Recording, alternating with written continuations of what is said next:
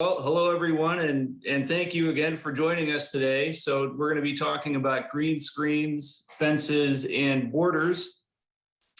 And this is such a common and familiar part of the landscape that it's kind of easy to pass over without giving it much more consideration. But it is a really broad topic, and it's one that encompasses a few different semester-long classes if you are getting a degree in landscape design or horticulture. So like everything in horticulture and gardening, there's a lot more to the planning and establishment of screens, borders, and hedges. And we're gonna kind of do a broad overview look at that today.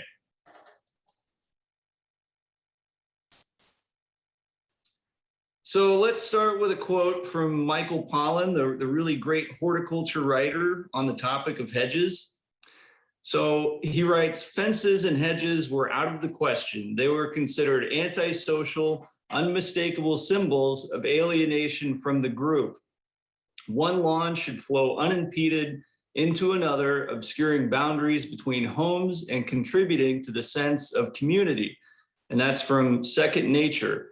And so looking at these two compared landscapes, I can appreciate both of these landscapes for different reasons. So on the left, we see an open, flowing, even really inviting front lawn landscape. And in contrast, to the right, the neighbor's landscape is filled with huge evergreen hedges and imposing walls of spiky green. And this gives a very different impression. So I grew up near here, and I always enjoyed walking by here and looking at how the house on the right looked hidden by the evergreen jungle. And I think this speaks to some varying philosophies on hedges and screens in the residential and in the American landscape. And so the house on the right, that's more recent, but I feel like a long time ago, it was even they've been trimmed back a bit in a way. So these are two kind of contrasting philosophies on hedges. And so screens, fences, and borders, just at a basic level, are important elements in the residential and urban landscape. They help to soften the borders between busy streets and backyards. They add greenery to concrete and hardscape areas of neighborhoods. And the plants that are used in screening include evergreens, semi-evergreens or broadleaf evergreens, deciduous shrubs, and grasses used in rows and massings to create or define a border between spaces in the landscape. And here we see a really nice, well-managed hedgerow of red cedar, and this is used against a busy street. So this is a new construction here, and I think they're going to survive here along this new street construction. But these have been here a long time, and they're a well-established evergreen turf, or evergreen hedge, rather. So now let's cover some of the main goals and benefits of adding or incorporating screens or hedges into the landscape. The main and kind of most practical function, as we have seen, is that they provide a practical utility to separate from other parts of the outdoor space while still being an integrated part of the surrounding green landscape. So they're still kind of a part of that natural landscape. So the screening effect is also highly valued and desired, especially if there is an unsightly or unwanted line of view. So a good example is I lived in Chicago briefly years ago, and the kitchen dining room area looked directly into the neighbor's kitchen dining room. So there we would be looking at each other at breakfast and waving at each other. And while it was kind of funny, we may not always want these lines of sight into our neighbor's home or whatever kind of neighbor we have. So that's where taller green screens can really help provide a sense of privacy and refuge in the home landscape, especially when we're looking at backyards. So having privacy can create a very enjoyable space where we can kind of relax and escape from kind of that hectic outside world. And that can really be a nice feature in the home landscape. So some of the other benefits include weather breaks, so more of a practical utility kind of benefit for reducing wind, so a windbreak or even a snow break that can help reduce the blowover snow into our landscape. And it can also be used to shade and help kind of keep air conditioning units cooler, which helps with the efficiency of air conditioning and reduced energy costs. And of course, there is the increased biodiversity. So especially if we're using native species, native shrubs as hedges, it can increase the natural environment for local animals and increase the biodiversity.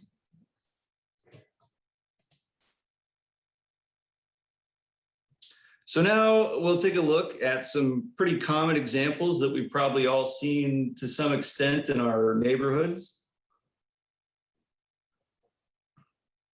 So we have kind of a range of casual, a little bit more controlled, maybe a little more refined, and even very formal. And we'll look at a few examples of these. So the level of planning and maintenance really ranges from non-existent to a very formal kind of highly managed kind of hedge or kind of walled landscape. The first example we see is the unmanaged category on the left, and this is between me and my neighbor's yard. So I like to say that this is a good display of undesirable hedge species, including this includes invasive honeysuckle, euonymus, winter creeper, and oriental bittersweet, but it does have one native sassafras tree in the middle. So I use this as a good kind of example or demonstration of it completely unmanaged. Does it still serve the basic function as a hedge and a little bit of privacy? Sure. Are the other kind of negative drawbacks outweighing that feature? Probably, but so that's an example of unmanaged. And so then on the right, we have something that's a little bit more kind of managed, planned. Again, this is going to be low maintenance, but does have some thought put into it and does have some redeeming qualities to it. It features burning bush, Japanese maple, azalea, and dogwoods. And while this hedge doesn't need much attention, if it's left alone, it will eventually revert to the left. It'll become closer to that. So it does still need some maintenance and removing invasive species that might start to get a foothold in that hedge. And then we have on the left here, more refined, maybe a little bit more simple, refined hedgerow. And this features sea green junipers. That's that long kind of really spreading shrub, evergreen shrub in the front there. That tree is a spruce. We've also got some yew behind there, a Japanese maple. So this is a little more simple, a little more refined, but very low maintenance. So this hedge may hardly ever need much attention after the first couple of years of establishment. And on the right, we have a hedge and screen landscape that probably is not going to be seen in most residential landscapes unless it's maybe like a townhouse complex or apartment complex. You might see something similar to this, but for most family homes, this is probably going to be at a level that would be cost prohibitive, unless it's some kind of estate, which is nice, but just the level of attention, cost, and maintenance, probably we wouldn't see this in most residential landscapes, but it is quite impressive, and it really evokes more of a European landscape in my mind. And I think that, so this is from the Chicago Botanic Garden, and I think it's part of the English garden displays. And so as I kind of briefly touched on earlier, these vertical upright elements created by shrubs and evergreen trees and grasses as well can create this vertical wall or vertical element of an outdoor room, which creates a secluded or kind of quiet outdoor space, which is an extension of the outdoor living space. And here we see an example of this, and it's accomplished by using kind of a small hardscape alcove with the nice arbor there. And we've got the walls of boxwood there. There's a Japanese maple and some grasses. So we kind of have a mix of different textures and heights to create that kind of secluded outdoor room. And there's a dogwood there too. So that kind of creates almost the ceiling component there. This is another neat and inviting outdoor space created by using green vertical elements. And this really kind of focuses more on evergreens. And we've got arborvitae there. So here's a nice mature arborvitae. These are also called Eastern white cedar or American arborvitae. So that creates this really nice upright element. Then we've got a really nice sprawling southern magnolia. And for kind of the lower part of this border here, we've got boxwood. And even back here, there's some mock orange, and we'll look at mock orange a little bit more as a shrub. But all of this really creates this enclosure, this kind of peaceful, inviting enclosure here.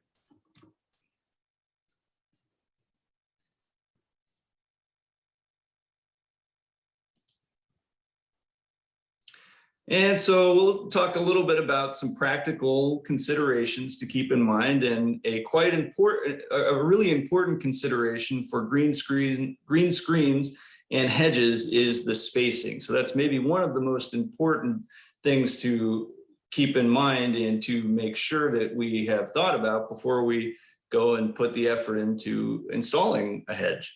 So it's important for that reason to make a plan, to have a planting plan.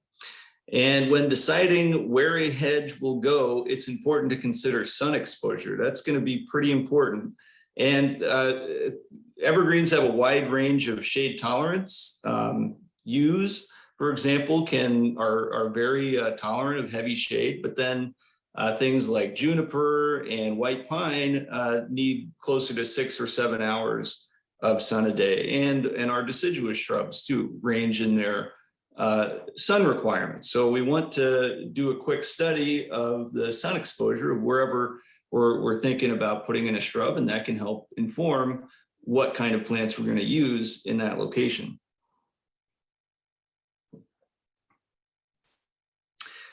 And hedges can be planted in a single row. They can be planted in more of a zigzag formation, or if we have the space, we can even layer them with different sizes and shapes of shrubs. So maybe we can have our tallest element to the back or in the middle and have shorter elements on either side, or just to one side if there's a hardscape fence behind it. So it just depends on if we have the space for a deeper hedge row. And as a general rule, so this is a really general rule, plants should be placed 3 to 5 feet apart. But in reality, it's going to depend a lot more on what species we're talking about. So for something like these like the cedars here in the top photo, or for more columnar arborvitae, like a green giant arborvitae, those can be planted 3 to 5 feet apart, and they'll grow into each other to create that solid screen. But something like a white pine or a larger tree, they're going to need to be quite a bit further apart. So for white pines here, they need to be at least 15 feet apart, and that would be for more of like a windbreak.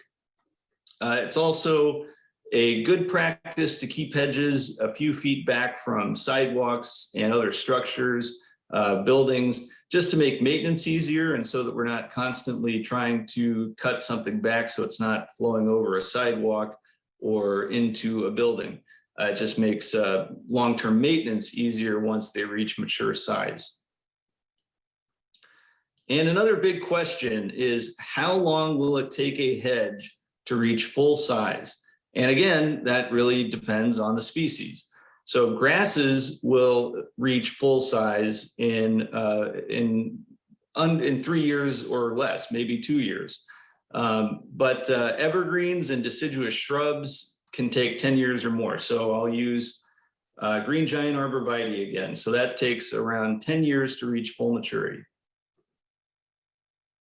So it's an investment in time. If we're thinking about this, it's kind of a long-term project.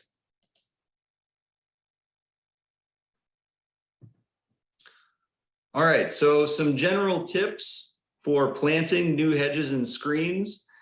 In general, evergreens and deciduous broadleaf plants do better if they're planted in early fall. So early fall is kind of the prime time to plant new plants. And this helps to get the roots established in the cooler part of the year, which makes them better prepared and adjust and kind of acclimated for next year's weather. So it's cooler. It's usually, less drought stress on the new plants when they're planted in fall. And another rule of thumb for planting, this is just kind of a basic rule for planting plants that are in root balls, or that are maybe even in a pot that's been at a nursery for a few years, something like a 20-gallon pot, 15-gallon pot. We want to make sure that we are digging a hole twice as wide and the same depth as the root ball. So the top of the root ball, or the kind of the root mass, if it's out of a pot, should be right at the level of the surrounding soil. We definitely don't want it below the soil line.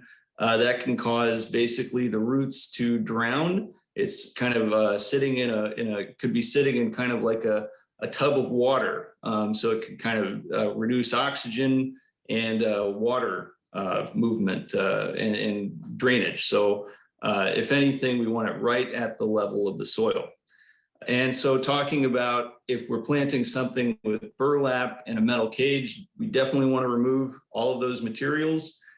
As working at nurseries and working for landscape companies, I've heard people say, you don't need to remove the burlap because it'll disintegrate into the soil. It'll just be broken down. But burlap can remain in the soil a long time, years and years, and can really hinder the growth of a plant, and can really kind of be a detriment to the establishment of that plant. So it can really cause some issues. And definitely remove the metal cage too, because that's going to cause a lot of root restriction itself. And it's also a good idea to loosen up the soil around the hole that we're planting in for the roots to spread. And I mentioned if it's in a pot, like a 15 or 20-gallon container that you might get from a nursery, just try to make sure that those plants look healthy. There's not signs of disease or root rot, and probably loosening up the roots would be helpful with those kind of plants. Okay, so talking about the soil here, if we're planting into our home landscape and we're thinking, do I need to amend the soil? So there is some ongoing research on this very topic, whether or not the soil should be amended with compost or organic matter in the hole at the time of planting. And so the concern is that this creates a drainage and soil texture difference between the planting hole and the surrounding existing soil. So this can eventually limit root growth. It can restrict root growth so that it can cause girdling, and the plant or the roots are basically the roots of the plant are sitting in a kind of an artificial bowl, and they don't have the impetus to spread out into the more uninhabitable soil around. So the idea is that it's better to plant into the existing soil, so the roots are kind of encouraged to adapt and establish in the existing soil. However, mulching, as we talked about, proper installation and watering for the first few years of establishment can really do a lot to help a shrub establish in less than ideal soils. So Clemson Extension, what they recommend is that if we are going to amend with organic matter, kind of the entire planting area should be mixed with 20% organic matter or compost, whatever we so choose. So if we're planting a hedgerow, we really need to be mixing in the length of the root ball down the whole line, and basically a trench, so that the roots in their kind of immediate area, it's all kind of going to be cohesive, kind of a cohesive soil structure with kind of the same drainage and properties. So that really is up to the gardener. You can try it both ways, see which one works. But in general, it is a good practice to cover new plantings in 2 to 3 inches of organic material, such as compost or mulch, and definitely avoid mulching up around the trunks. So avoid creating a mulch volcano that can cause its own problems with drainage and kind of holding water, which is not good right around the trunk. So we want to make sure that we kind of have like almost a rim around the base of the if we're using a shrub or woody shrub, evergreen shrub, just kind of have like a basin, basically, is what we're looking at. And that can also help hold water and let it slowly drain into the root zone during the summer. And also during the first years, new shrubs will need about 1 inch of water a week as supplemental irrigation if we're not getting enough rain. So keeping an eye on that is going to be important. You can kind of do a rain gauge and use a tuna can with the top removed, and you can bury that in the soil at the soil line, and you can kind of keep an eye on if how much, when you're watering, how much 1 inch of water is, because those tuna cans are like 1 inch tall. So that can give you a gauge on if you've got the 1 inch of water a week that you need during the growing season. So kind of keeping track of the water levels. And so watering, using soaker hoses or drip tape is a really nice way to get a deep, even coverage water.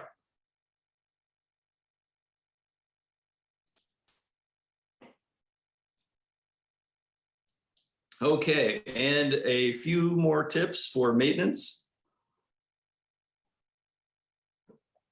It's recommended to not fertilize when planting in fall, but it's better to wait until late March or early April. So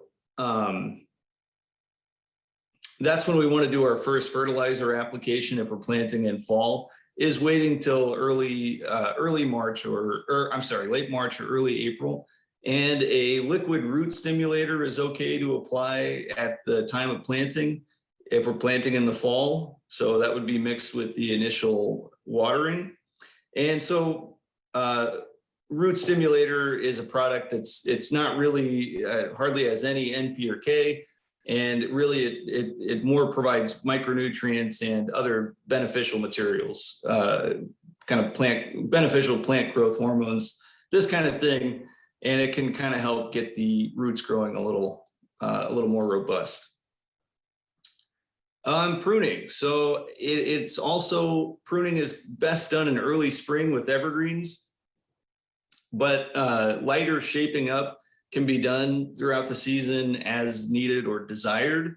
But a general rule is with evergreens that we don't want to be removing more than 1/3 of last year's growth, because that is going to could stress the plant and put it into kind of a stress reaction. So general rule is 1/3 of the last year's growth. And so with flowering shrubs, we want to prune those if we're going to prune them in spring, right after flowering and before the hot summer months. So pruning later in fall is kind of questionable, because at that point, a lot of flowering shrubs, they produce the flowering buds on that year's growth, which could be removed. So if we're removing any new growth that year, we could be removing the buds for next year. So early or spring, right after flowering, is the best time for pruning our flowering shrubs. And grasses are best cut back in late winter or early spring before their new growth begins.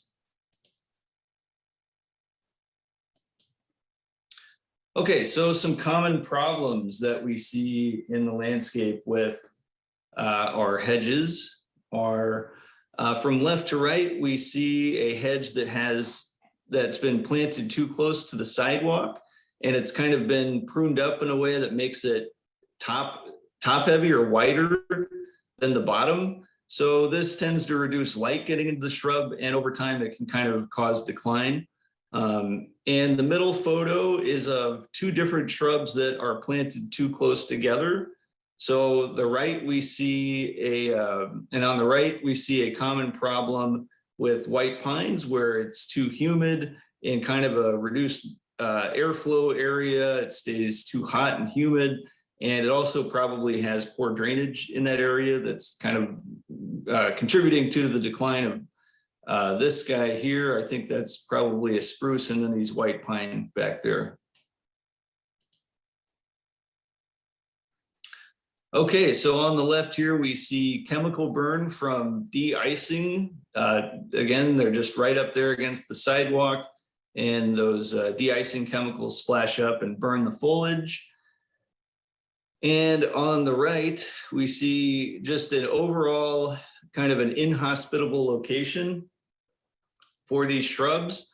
And in that location on that tennis court, it's probably just extremely hot during the summer, with really unideal drainage, so poor drainage, and really no chance for these shrubs to thrive in that setting.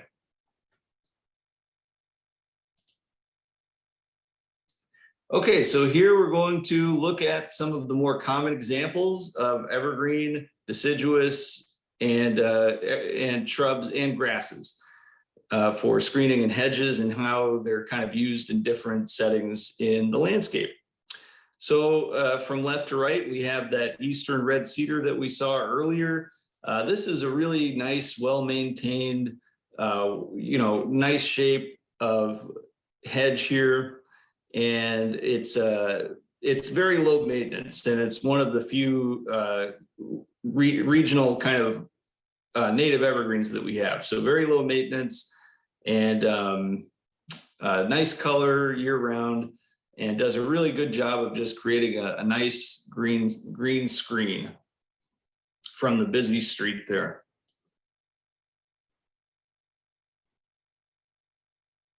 And then we have white pine, which is more for large spaces, and it does need good drainage and good airflow to really do well, and more for like a windscreen.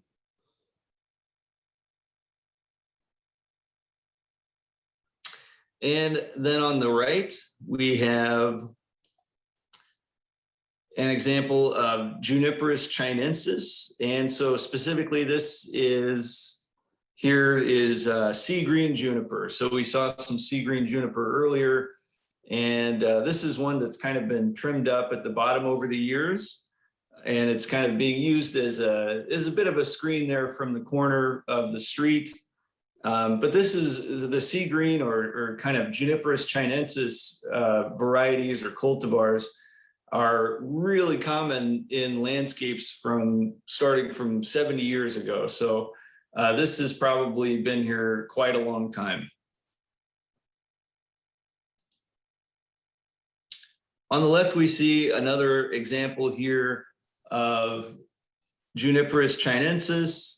And this one is a bit more low growing and kind of low spreading.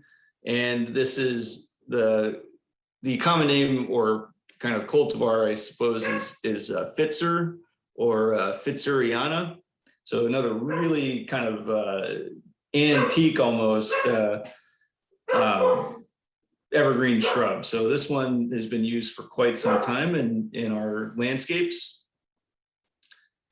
Then in the middle, we have arborvitae green giant. So this is another super popular arborvitae green screen hedge. And these are popular for creating new green screens along property lines, and they grow about 3 or so feet per year. So they're one of the faster growing green screen kind of evergreen hedges.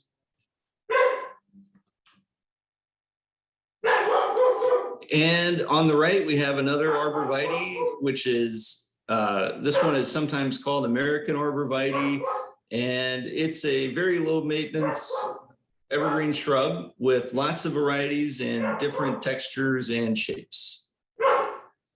So on the left, we have Chinese juniper, but there are a few different common yew. There are a few different yews that are pretty common in the landscape, and that's going to be Chinese, Canadian, or Japanese yews. Primarily, that's what we'll see in the Midwest, but this is the Chinese yew, which is probably most common in older landscapes. And this is what it looks like after about 40 years or so in the landscape. So they kind of get this low, flat spreading look to them. And I think that's pretty neat. And on the right, we have another very common evergreen shrub, and that's the boxwood. And the most popular cultivars are green gem or green velvet. And this one pictured is really quite massive. It's been there for 50 years, so it really hasn't been trimmed back. So those boxwoods can get quite large as well. And on the right here, on the left, we have a nice azalea, which can be used as a shorter hedge with a really vibrant show of blooms for a few weeks in spring. But they are kind of on that higher maintenance end. And so, if you really want to take on the responsibility of azaleas and you love them, then they can do well for a shorter hedge. But they are going to be higher maintenance. And on the right, we have an example of Canadian hemlock. And this was the only one I could find on my short search in Southern Illinois. So the Canadian hemlock is used as a hedge, but I think it's going to be more common in cooler climates in the more northerly parts of Illinois. I think it's probably just too warm and humid in Southern Illinois for it to thrive. And here we have a nice hedge of snowball viburnum. And this creates a really nice broadleaf kind of dense shrub hedge with a nice white flower in the spring. And this one is plicatum, or the most common cultivar is kind of the snowball viburnum. And this one is semi-evergreen in Southern Illinois, so it seems to keep some of its leaves even in winter, but further north, they're going to be more deciduous and lose their leaves. And I really couldn't help myself. I had to include one of my favorite deciduous shrubs. This is the oak leaf hydrangea. And this one does really well in Southern Illinois. And it's a native of the region. So it's the official flower of Alabama, but it is native just in the very southern part of Illinois. I know that it's being sold in nurseries and garden centers now as far north as Quincy, Illinois. So they're selling it up there, and I think you can even get it to grow in northern Illinois. Uh, and it has this striking pink flower in the spring. It's got really nice big oak shaped leaves that kind of turn a copperish color in the fall.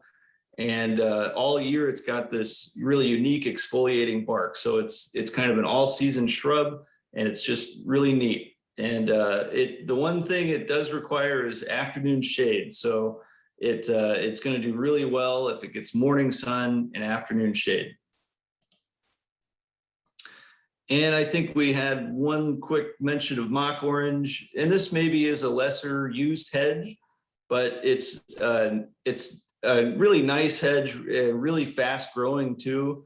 There are some species that are native to North America, and it has this really nice fragrant white flower in spring. So mock orange is described as a good replacement for honeysuckle hedges.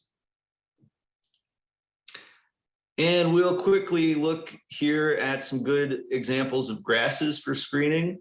So this one is Miscanthus giganteus, and it was actually hybridized at U of I for use in biofuel production, but it also makes a great screen, as you can see here. So these are, if I was standing next to this, it would tower over me, because these get up to like 12 or 13 feet tall.